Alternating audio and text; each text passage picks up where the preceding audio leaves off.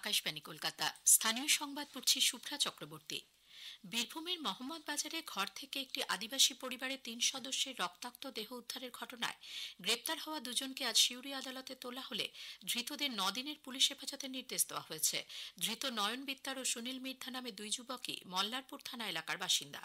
আগে জানানো হয়েছে, গতকাল সকালে মোহাম্মদ বাজারের ম্যানেজার পাড়ায় একটি ঘর থেকে বছর 25-এর লক্ষ্মী মার্ডি ও তার 2 সন্তান 10 বছরের রূপালী এবং বছর 8-এর অভিজিতের দেহ উদ্ধার হয়। ঘটনার তদন্তে 8 সদস্যের একটি কমিটি গঠন করা হয়েছিল।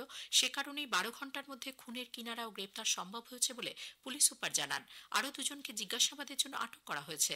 এদিকে গতরাতে মোহাম্মদ বাজার থানার ওসি অরূপ কুমার দত্তকে বদলি করে দেওয়া হয়েছে। নতুন দায়িত্বে এসেছেন তপাই বিশ্বাস। এদিকে বীরভূমেরই মোহাম্মদ বাজার থানা এলাকায় আজ সকালে দেউচা ক্যানেল থেকে এক মহিলার পচা গলা দেহ উদ্ধার হয়েছে। স্থানীয় বাসিন্দারা ক্যানেলের জলে দেহটি ভাসতে দেখে পুলিশকে খবর দেয়। ঝাড়খণ্ডের দিক থেকে দেহটি ভেসে এসেছে বলে পুলিশের প্রাথমিক অনুমান।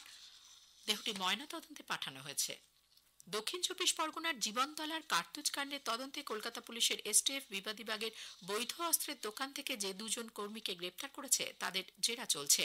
এই ঘটনায় গত 15 ফেব্রুয়ারি ধৃত এই দুজন সহ মোট 4 জনকে গ্রেপ্তার করে। গতকাল এই দুজনকে নিয়ে এসটিএফ ওই দোকানে আসে এবং দোকানের স্টক রেজিস্টারের খাতাগুলি খতিয়ে দেখে বলে জানা গেছে।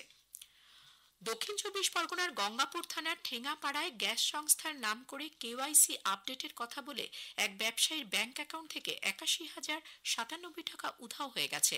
সঞ্জয় কুমার বিশ্বাস নামে ওই ব্যক্তি জেলার সাইবার ক্রাইম সেলে অভিযোগ জানান। গ্যাস সংস্থার কর্মীর পরিচয় দিয়ে বলা হয়, কেওয়াইসি আপডেট না থাকায় তার অ্যাকাউন্টে সাবসিডি ঢুকছে না। কিছু নথি হোয়াটসঅ্যাপে পাঠানোর নির্দেশ দেওয়া হয়। তা পাঠানোর সঙ্গে সঙ্গেই সঞ্জয়বাবুর 2টি ব্যাংক অ্যাকাউন্ট থেকে ওই টাকা লোপাট হয়ে যায়। পুলিশ ঘটনার তদন্ত শুরু করেছে। মহারাষ্ট্র ও দিল্লির ভোটে অস্বাভাবিক হারে ভোটার সংখ্যা বৃদ্ধি নিয়ে তথ্যসহ অভিযোগ করেছিল বিরোধীরা। এই আবহেই দক্ষিণ 24 পরগনার বারুইপুরের চম্পাহাটি পঞ্চায়েতের ভোটার তালিকা স্ক্রুটিনি করতে গিয়ে মালদা, মুর্শিদাবাদ, শিলিগুড়ির লোকজনের নাম উঠে এসেছে ভোটার তালিকায়। চাঞ্চল্যকরভাবে একই ফোন নম্বর যুক্ত করা আছে 4-5 জনের নামে, যা খোঁজ করতে গিয়ে বিস্মিত হয়েছেন পঞ্চায়েত প্রধান থেকে শুরু করে পঞ্চায়েত সদস্যরাও। সূত্রের খবর, গত লোকসভা ভোটে পঞ্চায়েত এলাকার ভোটার সংখ্যা ছিল 18,500 থেকে 19,000। চলতি বছরের জানুয়ারি মাসে ভোটার তালিকায় দেখা যায় ভোটার বেড়ে হয়ে গেছে 22,400। এরপরই স্ক্রুটিনি করতে গিয়ে এই ঘটনা ধরা পড়ে। আগামী 3রা মার্চ রাজ্যে শুরু হচ্ছে উচ্চ মাধ্যমিক পরীক্ষা। সেই সঙ্গে সেমিস্টার প্রথায় একাদশ শ্রেণীর পরীক্ষাও শুরু হবে রাজ্য জুড়ে। এই পরীক্ষায় কোনো রকম ক্যালকুলেটর ব্যবহার করা যাবে না বলে আগে নির্দেশ দিয়েছিল পশ্চিমবঙ্গ উচ্চ মাধ্যমিক শিক্ষা সংসদ। কিন্তু সেই নির্দেশিকা বাতিল করে সেমিস্টার প্রথায় একাদশ ও দ্বাদশ শ্রেণীতে কেবলমাত্র প্র্যাকটিক্যাল পরীক্ষার জন্য ক্যালকুলেটর ব্যবহারের অনুমোদন দিয়েছে সংসদ। এই মর্মে গতকাল আরেকটি বিজ্ঞপ্তি প্রকাশ করা হয়। প্রধানমন্ত্রী নরেন্দ্র মোদী আগামীকাল আকাশবাণীতে মন কি বাত অনুষ্ঠানে দেশ বিদেশের মানুষের সঙ্গে তার চিন্তাভাবনা ভাগ করে নেবেন। এটি হবে মাসিক এই বেতার অনুষ্ঠানের 119তম পর্ব। অনুষ্ঠানটি সকাল 11টা থেকে আকাশবাণী এবং দূরদর্শনের সবকটি প্রচার তরঙ্গ, এআইআর নিউজ ওয়েবসাইট এবং নিউজ অন এআইআর মোবাইল অ্যাপে সম্প্রচার করা হবে।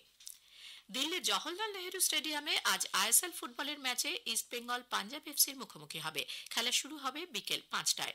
দুদলই 20টি করে ম্যাচ খেলেছে। পাঞ্জাব 24 পয়েন্ট সংগ্রহ করে লিগ তালিকায় 9ম স্থানে রয়েছে। ইস্টবেঙ্গল 21 পয়েন্ট সংগ্রহ করে একাদশ স্থানে রয়েছে। জোড়া ঘূর্ণাবর্ত বাতাসে জলীয় বাষ্পের পরিমাণ বেড়ে যাওয়ায় কলকাতা সহ রাজ্যের বিভিন্ন জেলায় আজও বৃষ্টির সম্ভাবনা। আকাশও আংশিক মেঘলা থাকবে। আগামীকাল পর্যন্ত বিক্ষিপ্তভাবে বৃষ্টির পূর্বাভাস দিয়েছে আলিপুর আবহাওয়া দপ্তর।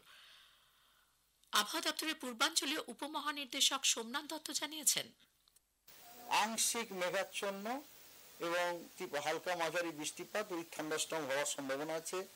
23 তারিখেও কলকাতাতে আপনার partly cloudy sky with possibility of moderate rain and thunderstorm.